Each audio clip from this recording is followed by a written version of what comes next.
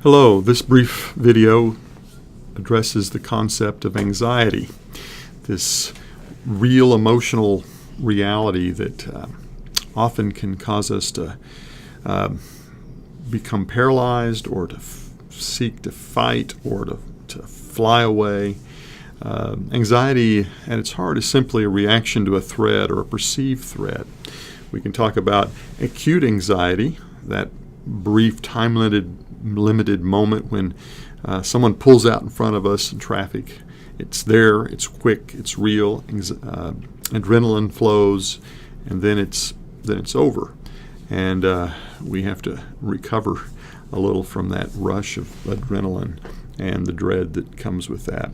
A chronic anxiety is a reaction to a threat that's imagined or exaggerated, is not time-limited. It's the sense that a car pulled out in front of us 2 years ago at a particular intersection, and every time we pass through there, we feel that same thing again.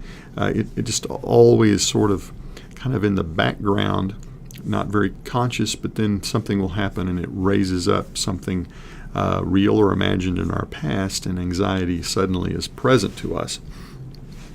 And it's this chronic anxiety that begins to really plague families and communities, congregations, when that chronic anxiety gets too high within a community.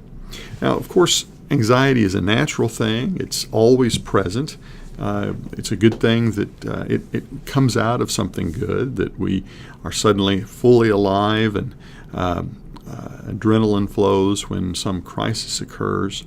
But when it's always present in a chronic form, it becomes so intense that it can cause us to not think well, or to make poor choices, or to not make choices at all and become paralyzed.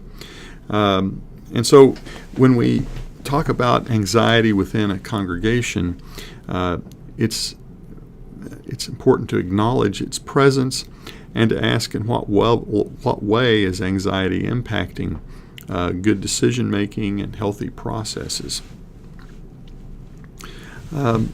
When people are highly anxious, they can often find themselves living in a high emotional state, and it doesn't allow for ability to talk, to explore, to ask questions, to work with imagination and hope. We now work out of fear and reactivity.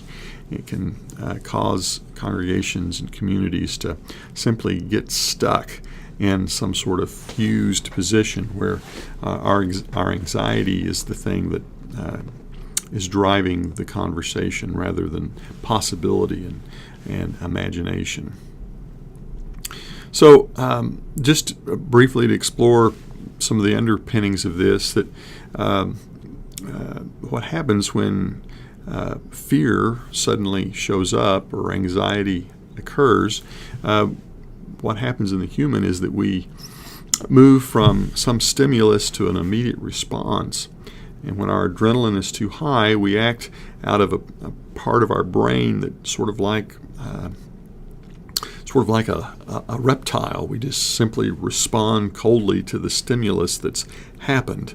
And we have to remember and exercise the capacity as human beings to separate the stimulus and the response with a little bit of reflectivity, the capacity to move beyond that moment of fear, to act in ways that are more reasoned or that require courage and hopefulness. So we want to move beyond that and not just simply work out of the lower part or the reptilian part of our brain. Lots of triggers that can cause anxiety in congregations.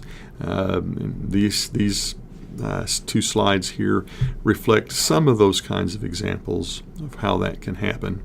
And simply, we need to recognize that the reality of anxiety and how contagious it can be. It can spread through a community very, very quickly, and that such things call upon persons who are leaders to act with an appropriate amount of empathy and connection, but not to get fused or too tightly connected to the anxiety that may be present.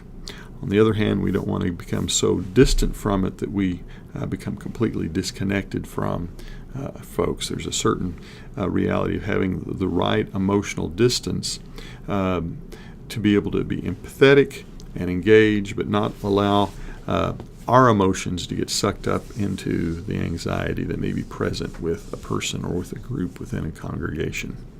All right, that's enough from me on anxiety.